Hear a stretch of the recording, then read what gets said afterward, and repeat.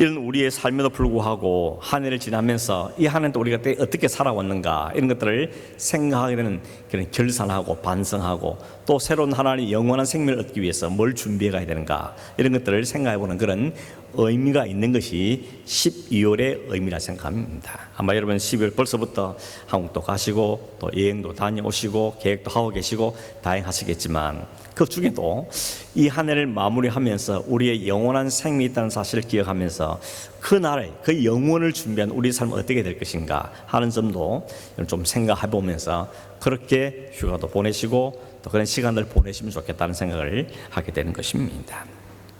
그런 측면에서 올 한 해를 가만히 돌아보니까 참 좋은 일도 있었지만 또 힘겨운 일도 사실 있었고, 특히 코로나 이후에 가정이나 개인이나 경제적인 면이나 장사나 사업이나 모든 면에서 사실은 너무너무 좋아졌다 이런 말보다는 참 힘들어졌다 이렇게 생각하는 게 우리에게도 일반적인 생각이죠.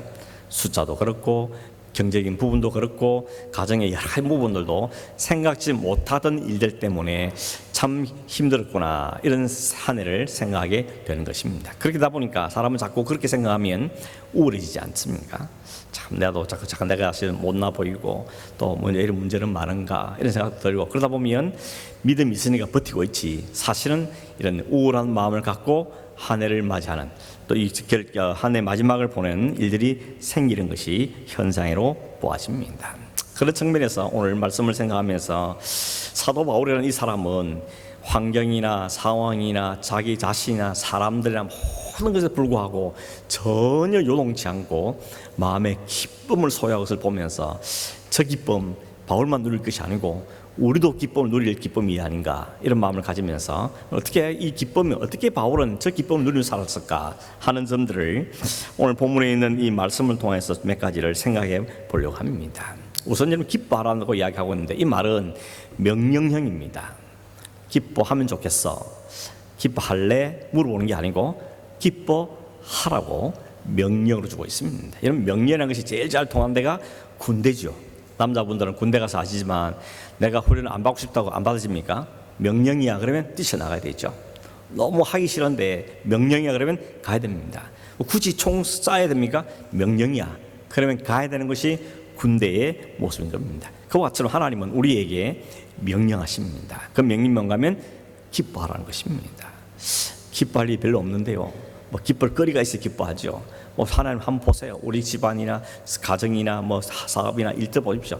뭘 그렇게 대단히 기뻐할 일이 있겠습니까? 그런데 그런 상황이 있음에도 불구하고 기뻐하라는 것이 하나님의 명령이라는 것입니다.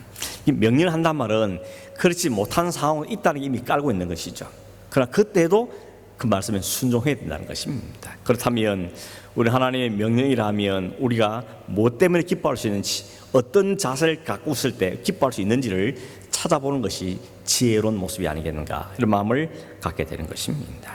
오늘 읽은 이 성경 빌립보서는 주제가 뭔가 하면 joy입니다. J-O-Y, 기쁨이라는 단어죠. 그런데 상황은 바울이 지금 로마에 있는 감옥에 갇혀 쓴 편지입니다. 감옥이라는 상황도 그냥 단순한 감옥이 아니고 이 로마의 감옥은 상당히 악명 높은 감옥이었습니다. 그 감옥에 있으면서 바깥에 있는 사람들 향하여서 기뻐하십시오, 나도 기뻐하는데 여러분도 기뻐하십시오 이런 말 한다는 것은 쉬운 일은 결단코 아니고 상식적으로 볼 때는 그 말이 잘 통하지 않는다고 이야기되는 것입니다. 그런데도 불구하고 이 넉 장밖에 않은 이 짧은 빌립보서 안에 기쁨이란 단어가 16번 사용되고 있다 그러죠. 16번. 그거 다 명령형으로 기뻐하라, 기뻐하라, 나는 기뻐하겠다라고 이야기하고 있는 것입니다. 우리가 힘겨운 인생을 매일 살고 한 해 한 해 살고 있는 우리에게 하나님 주신 이 명령의 말씀, 기뻐하라는 말씀 앞에 바울은 어떻게 기뻐할 수 있는가 하는 점들을 살펴보겠습니다. 우선 이 기쁨이라는 것은 세상이 주는 기쁨과는 좀 차원이 다르다는 것을 이미 먼저 전제적으로 아셔야 됩니다. 세상이 주는 기쁨, 세상에서 맛볼 수 있는 그런 기쁨이 아니고 이건 위로부터 오는 기쁨이고, 이 기쁨을 갖게 하는 이유는 다른 데 있음을 우리가 보게 됩니다. 몇 가지를 살펴보겠는데 우선 12절을 다시 한번 보시면 뭐라고 했는가 하면, 형제들아 내가 당한 일이 도리어 복음 전파의 진전이 된 줄을 너희가 알기를 원하노라. 빌립보에 있는 성도들에게 형제들이라 부릅니다. 형제들아. 그러면서 내가 당한 일이, 이렇게 말하죠. 내가 당한 일이 무슨 일입니까? 지금 감옥에 갇힌 일 말합니다. 복음을 전하다가 인생이 잘 풀린 게 아니고 오히려 로마에 있는 감옥에 지금 갇혀 있는 상태. 이게 지금 내가 당한 일이라고 이야기합니다. 사도행전 27장에 보면 사도 바울이 세 번째 선교를 마친 다음에 예루살렘으로 갑니다. 간 이유는 뭔가 하면 그동안 아시아 지역에서 거두었던 구제행동을 모아가고 지금 흉년 때문에 얼음을 겪고 있는 그 예루살렘 교회에 전달하기 위해서 바울이 예루살렘을 가게 되죠. 갔더니 기다리고 있는 것이 바울을 환대하는 사람도 있지만 오히려 유대인들이 모함하고 시기하고 로마 군인들의 고발을 해가지고 이 바울을 감옥에 집어넣어 버린 것입니다. 그거는 로마에 파견된 총독한테 여러 차례 신문을 당하고 재판을 받고 고초를 치르게 되는 것입니다. 근데 바울이 태어나면서도 이 사람은 시민권을 가진 사람이죠. 로마의 시민권을 가진 사람은 아무리 피지배국이라 할지라도 그 사람 함부로 죽이거나 사형을 더하거나 할 수가 없게 되어 있습니다. 그리고 더군다나 나는 시민권자이기 때문에 이 시민권을 주신 로마 황제에게 내가 호소하겠다, 이렇게 호소를 하면 그 이야기를 들어주게 되겠습니다. 그래서 바울이 로마의 황제 앞에 가기를 청했고 총독은 그를 로마로 보낸 것입니다. 보낼 때 그냥 보낸 게 아니고 죄수의 몸으로 로마 황제에 가서 재판을 받으라고 그를 보내게 된 것입니다. 그 로마 황제 앞에 가기 위해서 로마로 간 그 바울이 역시 감옥에 갇힌 것입니다. 이 편지를 썼을 때가 한 3년쯤 됐을 거라고 학자들이 이야기합니다. 만약 그렇다면 3년 동안 로마의 감옥에 갇혀 있으면서 바울은 빌립보의 교회에 있는 성도에게 편지를 쓰기를 내가 지금 이 당한 일이 복음의 진전이 되었다, 지금 이렇게 이야기하고 있다는 것입니다. 바울이 감옥에 갇혔는데 이게 무슨 복음의 전파의 진전이 됐을까요?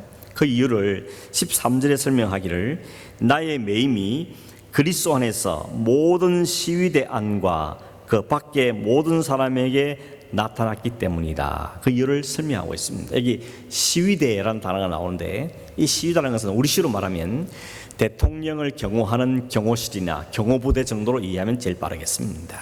로마 황제와 왕족들, 귀족들을 위해서 뽑아서 가장 유능하고 가장 신분이 확실한 그런 젊은 군인들 뽑아서 시위대를 구성하는데 한 9,000명 정도 됐다 그럽니다. 이 9,000명은 왕국을 경호하고 왕족들 보호하고 또 귀족들도 보호하는 그런 일을 주 임무를 맡으면서 왕의 재판을 받게 될 사람들을 감시하는 이런 역할도 하게 됐는데 지금 바울이 로마의 감옥 안에 갇히기 때문에 이 시위대의 간수를 받게 되었다는 것입니다. 그런데 참 대단히 뭔고하면 이 사람들은 상당히 잘 나가는 사람들입니다. 이들 중에서 앞으로 정계나 재계나 이런 데 나타날 사람들이 많이 생겼습니다. 그래서 이 사람들은 막강한 권세를 가지기 때문에 보통 사람들도 가까이 근접할 수도 없고 무시할 수도 없는 상당한 엘리트들이었던 것입니다. 근데 이 엘리트들이 왕족을 보호하는 뿐만 아니고 왕궁에 갇혀있는 사람을 보호하는데 지키는데 어떻게 지키는가 하면 내교대로 6시간마다 사람 와서는 죄수랑 둘이 같이 묶습니다. 죄수랑 같이 묶은 다음에 6시간 지키고 한 다음에 6시간 지나면 또 다른 사람이 와서 교대를 하고, 그래서 이 하루에 4번씩 사교대를 했다 그럽니다. 이 학자들이 이걸 보면서 아주 재미있는 상상을 한 거죠. 사도 바울이 6시간 동안 죄수랑 같이 묶이면서 뭐 했을까? 바둑 뒀을까? 카드 놀이 했을까? 뭘 했을까 하는 것입니다. 뭘 했겠습니까? 사도 바울이 복음 전했겠죠. 다른 거 할 일이 뭐였겠습니까? 사도 바울은 6시간 자기가 묶여있는, 도망도 못 가는, 어쩔 수 없이 묶여있는 그 사람 앞에 자기가 경험한 그리스도, 자기가 믿는 그 복음, 이 복음의 능력을 그 사람에게 전한 것이죠. 그렇게 6시간 딱 전하고 나면 가고 다음 사람이 오는 겁니다. 가만히 있다가 오면 오케이, 어서 오십시오.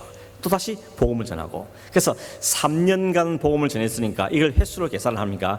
약 한 4,000번 정도 복음을 전했다고 이야기하고 있습니다. 이게 참 기가 막힌 일이 아닙니까? 바울이 복음 전하는 사람을 찾아다니면서 복음을 전했는데 이 3년 동안은 가만히 앉아 있으면 저절로 와가지고 복음 듣고 가고 또 다음 사람도 복음 듣고 가고 이런 일을 3년간 하게 되었다는 겁니다. 근데 이 사람들이 보통 사람이 아니라 그랬죠. 로마 군대의 꽃이라 불리는 시위대 군인들이기 때문에 이 사람들에게 복음이 심겨졌으니 이 사람들이 귀족과 그들 교제하는 왕족들과 이 사람들에게도 바울 이야기를 하는 겁니다. 내가 바울이 사람 만났는데 참 내가 처음 들은 이야기를 하던데 뭐 설득력이 있더라. 한번 들어봤더니 들을만 하더라. 뭐 이러고 그 다음 또 듣고 하다 보니까 막 믿음이 생겨버린 거죠. 그래서 사람들이 소문을 냈더니 학자들의 말에 의하면 몰래 밤에 왕족이나 귀족들 중에서도 이 바울에게 이 설교를 듣고 이 새로운 이야기를 듣고 싶어가지고 밤에 몰래 찾아왔다는 것입니다. 이런 일이 벌어지니까 어떤 일이 벌어진가 하면 그 당시에 우리가 잘 아는 네로 황제가 그렇게 기독교를 핍박했는데 불구하고 네로 황제의 삼촌과 여러 친척들이 이미 예수를 믿었다는 것입니다. 도미티아누스라고 아주 조직적으로 기독교를 박해했던 사람이 있는데 이 사람이 그렇게 기독교를 박해했는데 불구하고 그의 어머니, 그의 딸들이 예수를 믿었다는 것입니다. 이게 하나님이 하신 일입니다. 여러분, 하나님 하신 일은 우리가 정말 죽었다 깨어나도 이해할 수 없을 정도로 정말 기가 막히고 놀랍게 역사하시는 하나님의 방법을 보게 되는 것입니다. 사도 바울에게 가만 앉혀놓고 사람을 막 보내가지고 복음을 듣게 만드는 이런 일이 나타난 걸 보게 되는 것입니다. 그래서 역사들이 말하기를 이렇게 바울이 평소에 만약 감옥 밖에서 있었다면 일반 사람들은 복음을 전했을 텐데 감옥 안에 있으므로 로마를 움직일 만한 당대 가장 강력한 사람들이 복음을 전했기 때문에 로마가 그렇게 쉽게 기독교화될 수 있었다, 이렇게 주장하는 겁니다. 만약에 바울이 감옥에 안 있고 바깥에만 자유롭게 복음을 전했더라면 그게 쉽게 로마가 기독교화되지 않았을 거다, 이렇게 주장하는 이야기를 들을 수가 있는 것입니다. 여러분, 바울이 이걸 보면서 기뻤을까요? 안 기뻤을까요? 자기가 지금 감옥에 갇혀 있는 상황이나 내가 왜 감옥에 있어야 되나 이런 상황만 계속 묵상했더라면 그런 우울하고 슬프고 힘들고 안 될 것만 생각했을 텐데 가만 보니까 하나님께서 자기 한 사람 여기 앉혀놓고 이 수많은 강력한 로마의 군인들을 보내가지고 복음을 듣게 만들어 보면서 와, 어떻게 하나님 이렇게 하실 수가 있는가, 이거 하나님의 어마어마한 이 하심을 보면서 그냥 입이 떡 벌어지는 겁니다. 그리고 마음에 감격이 된 것이죠. 그러면서 하나를 이렇게까지 사용하시더니 이걸 생각하니까 너무 기쁘고 너무 감사한 겁니다. 그래서 바울이 내가 감옥에 있다는 것 때문에 여러분 너무 슬퍼하지 마십시오.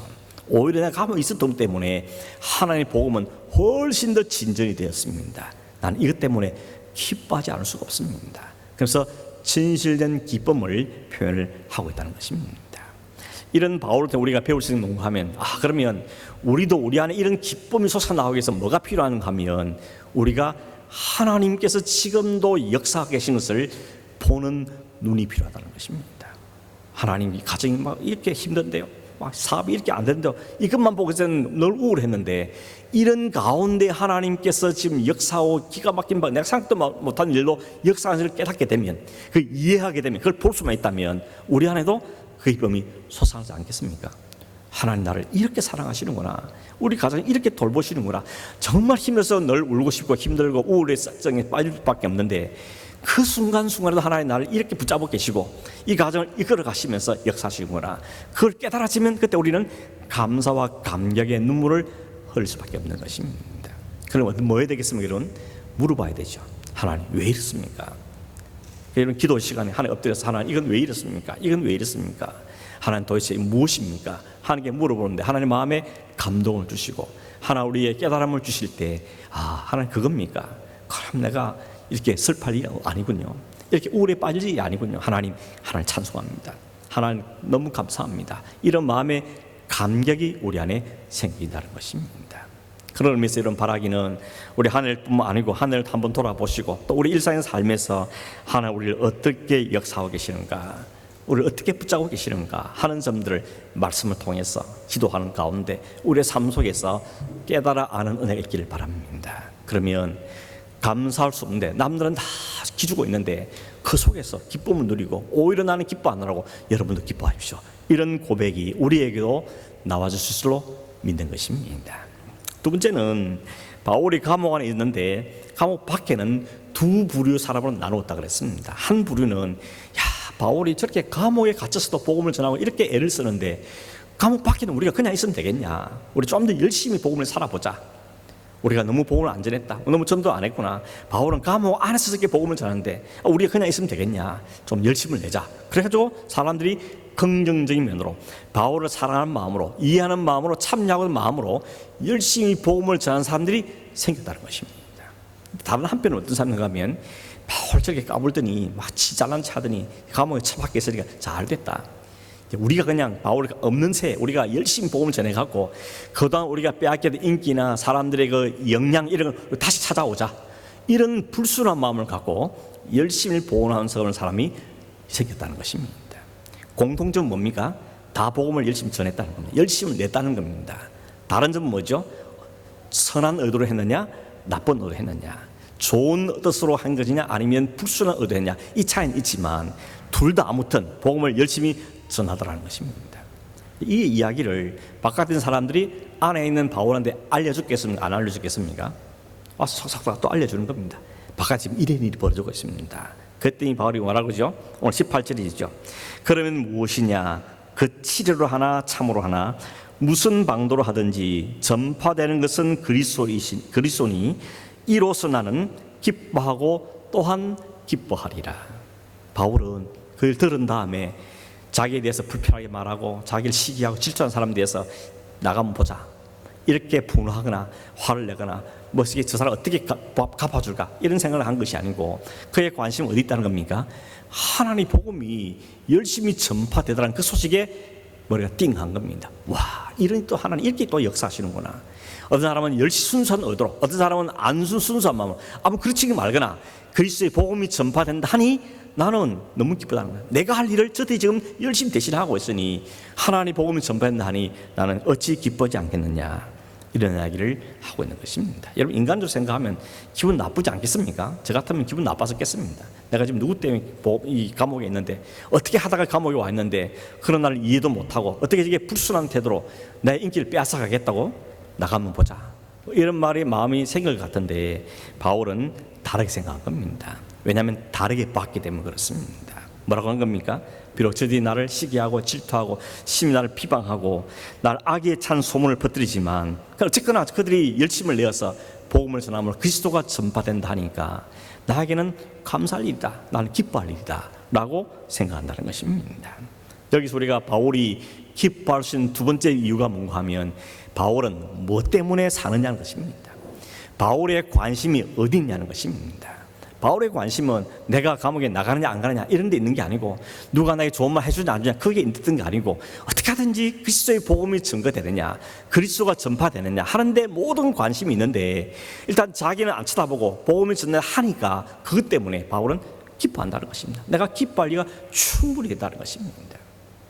이게 모든 상황과 환경에서 기뻐할 수 있는 두 번째 이유입니다. 여러분, 우리 자신만 자꾸 쳐다보고 안 되는 거 자꾸 묵상하고 어려운 관계 생각하고 자꾸 그러면 우리는 자꾸 기어들어가죠. 자꾸 주눅이 드는 겁니다. 저도 예외가 아닌데 그럴 때마다 우리는 어떻게 됩니까? 내가 진짜 목표해야 될 삶이 뭔가, 내가 진짜 관심 가진 무엇인가, 내가 뭘 위해 살아야 되는가 하는 그 궁극적인 목적과 그 방향을 생각을 해봐야 한다는 것입니다. 내 삶의 방향이 확실하고 내 삶의 목적이 확실하면 그것이 이루어진 것 때문에 기뻐할 수 있다는 것입니다. 그 삶의 목적이 나뿐이라면 어찌 내가 잘 먹고 잘 살고 어떻게 하고 여기만 있다면 그럴 수밖에 없지만 적어도 우리의 삶의 방향과 목적과 삶의 가치가 주님의 영광이고 주님의 영광을 받으신 것이고 주의 이름이 드러나는 것이고 주를 믿는 사람이 나타나는 것이 있다면 그것 때문에 우리는 충분히 기뻐할 수 있다는 사실을 바로 우리에게 힌트를 해주고 있다는 것입니다. 독일의 철학자 괴테가 이런 말을 했다 그럽니다. 중요한 것은 내가 지금 어디에 있느냐 하는 것보다는 어디를 향하여 가고 있느냐, 이게 더 중요하다, 이런 이야기를 했다 그럽니다. 참 괜찮은 말을 한 거죠. 내가 지금 어디에 있느냐, 내가 지금 어떤 신분이냐, 어떤 자리냐, 내 환경이 어떤 것인가, 이걸 아는 것도 무시 못하는 중요합니다. 나를 잘 아는 게 얼마나 필요합니까? 그러나 거기만 머무는 것이 아니고 내가 가야 될 삶의 방향이 뭐냐, 내가 이룰 삶의 목적이 뭐냐, 이걸 아는 것은 훨씬 더 중요하다는 것입니다.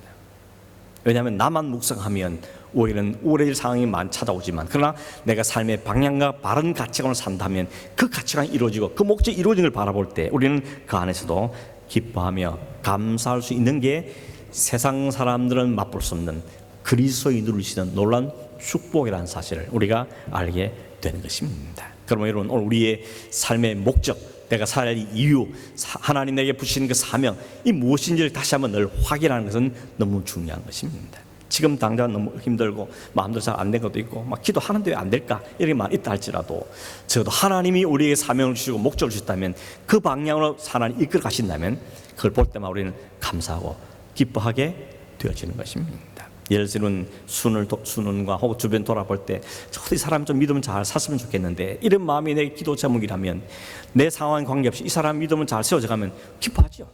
기뻐하지 않습니까? 하나님 이렇게 만들어 가시는구나. 기뻐하고 감사하고, 우리 자녀에서는 기도하고 애를 쓰고 기도하고 있는데, 나는 잘 못해주지만 하나님께서 그렇게 만드셔 이렇게 이만큼 만들어주신 보니까, 야, 하나님께 이해하시는구나. 마음의 기쁨이 생겨질 수가 있다는 것입니다.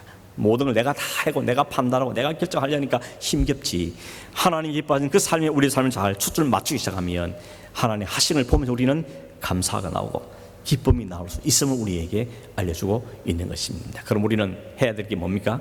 항상 주님이 주시는 그 삶의 목표, 삶의 가치관에게 우리의 초점을 잘 맞추는 게 필요하다는 것입니다. 그게 바울이 우리 준 기쁨의 이유인 것입니다.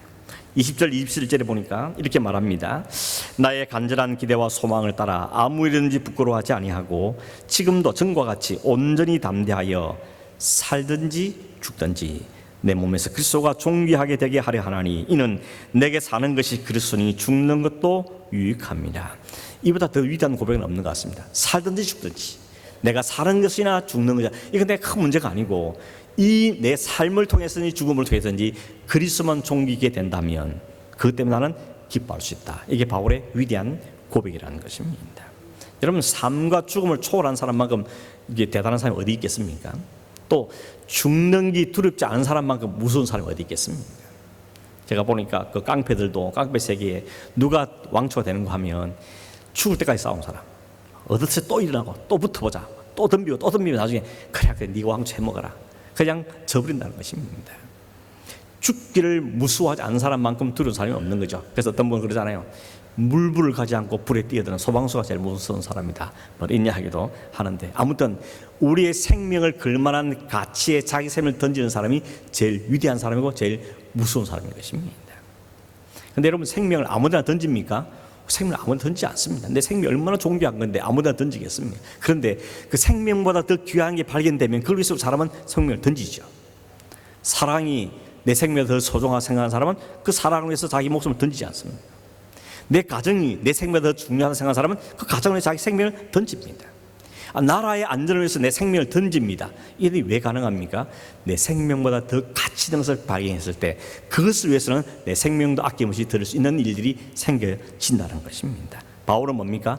그리스도가 존귀하게 되는 것, 내가 전하든지 내가 삶을 통해서 어쩌든지 그리스도가 나를 통해서 존귀하게 된다면, 그게 내 죽음을 통해 존귀하게 되든지 삶을 통해 존귀하게 되든지 그리스도가 존귀하게 된다면 나는 사는 것도 괜찮고 죽는 것도 괜찮다 이야기를 하고 있는 것입니다. 그래서 뭐라 그럽니까? 내가 지금 두 사이에 끼어 있다. 감옥 안에 죽어서 나갈지도 모르겠고 살아서 나갈지도 모르겠고 그건 잘 모르겠다 하지만, 아무튼 내가 살아나간다면 여러분이 참 유익할 거다. 왜냐하면 그리스도를 더 존귀한 삶을 살아게 될 거니까 이야기를 하고 있는 것이죠. 그래서 바울은 그런 상황, 그리스도가 나를 통해 존귀하게 되는 것 때문에 자신은 기뻐할 수 있음을 이야기를 하고 있는 것입니다. 중요한 것은 뭔가 하면 사도 바울이 전부 된 사람은 아니라는 겁니다. 처음에 어떤 사람이었습니까? 예수를 핍박한 사람, 예수 믿는 사람 잡아 죽이던 사람, 스데반이 죽을 때 박수 치는 사람, 앞장서던 사람, 그런 사람이었습니다. 그런데 그런 사도 바울이 어떻게 이렇게 사람이 확 바뀌었습니까? 그럼 우리가 어떻게 바뀔 수 있습니까? 세 가지를 이해할 수 있는데, 하나는 뭔가 하면 그리스도를 만났기 때문에 그렇습니다. 바울이 그리스도를 만나지 못했다면 평생 그는 죽음의 그늘 가는 삶을 살았을 텐데, 주님이 그를 딱 만나주니까 죽음을 만나는 순간 그의 인생이 바뀌는 출발점이 되었다는 것입니다. 결국 우리의 새로운 인생의 출발점은 누가 그리스도를 만났냐, 어떻게 그리스도를 만났냐, 언제 그리스도를 만났냐, 그리스도를 만남이 출발점이라는 것을 우리에게 알려주고 있는 것입니다. 여러분, 그리스도를 분명히 만나셨습니까? 한 번에 만나면 끝나지도 않죠. 우리의 삶에서 예배를 통해서 계속 만남이 필요한 겁니다. 그 만남을 통해서 우리가 그걸 통해서 우리의 인생이 새로워지게 되는 것이죠. 만나게 되면 그리스도 만남이 나타난 첫 번째 인상이 뭔가 하면 사도 바울처럼 자기가 누군지를 깨달아지는 겁니다. 내가 잘못 살았구나. 내가 핍박하던 저가 예수님이구나, 저가 하나님의 아들이구나 깨달음이 오는 것이죠. 그러면서 내가 죄인이라는 사실을 완전히 무너지는 것입니다. 자기를 알게 되는 것, 이게 그리스도를 만난 사람의 첫 번째 현상입니다. 내가 누구인가, 내가 어떤 사람인가 하는 걸 깨달아 알게 되는 것이죠. 뿐만 아니고 바울은 그 하나님 관계 속에서 자기가 살아야 될 가치가 뭔지도 깨닫게 되는 것이죠. 내가 이 삶을, 내 인생은 내 삶을 걸어야 되겠구나 하는 그런 삶의 분명한 가치관과 목표가 생기게 되더라는 것입니다. 그게 바울이 주님을 만나고 나타난 현상이죠. 이제 더 이상 주를 핍박한 자 아니고 주를 위해 내 인생을 드린 인생 살겠다는 분명한 가치관과 목표가 생기게 되죠. 그걸 생겨지니까 학문도 버리고 자기가 가진 시민권도 포기하고 출세기도 버리고, 나 이거 아무것도 아니다, 이거보다 내가 이보다 더 가치 있는 삶을 발견했다고 바울은 이야기하고 있는 것입니다. 그리고 이게 자기에게 주어진 사명을 발견하기 때문에 이 사명을 위해서 자신의 전부를 거는 인생을 살아야 되는 것이죠. 그리고 그 사명이 이루어진 것 때문에 그는 기뻐하는 삶을 살게 되었다는 것입니다. 여러분, 상황과 환경보다 복음이 어떻게 진보가 되는가, 사람이 나에게 어떻게 말하는 것보다도 그리스도가 어떻게 전파되는가, 내가 사느냐 죽느냐보다도 그리스도가 나를 통해 존귀히 되느냐, 이것이 사도 바울의 삶을, 기쁨을 유지하는 삶의 비결이었다는 것을 우리에게 알려주고 있는 것입니다. 오늘 우리는 어떻습니까? 복음이 어떻게 되든지 나는 잘 살아야 돼, 교회가 어떻게 되든지 내가 잘 돼야지, 그리스도 이름이 어떻게 가든지 내가 좀 해야지, 이렇게 살고 계십니까? 그렇다면 우리는 바꿔줘야 되는 것입니다. 그를 정확하게 만나고 우리의 삶의 위치를 확인하고 우리의 갈 방향을 바르게 알므로 우리의 생명을, 정말 우리의 남은 인생들을 주를 위한 인생으로, 주님이 기뻐하는 인생으로, 정말 가치 인생으로 살아가는 삶이 우리에게 있게 되어지는 것입니다.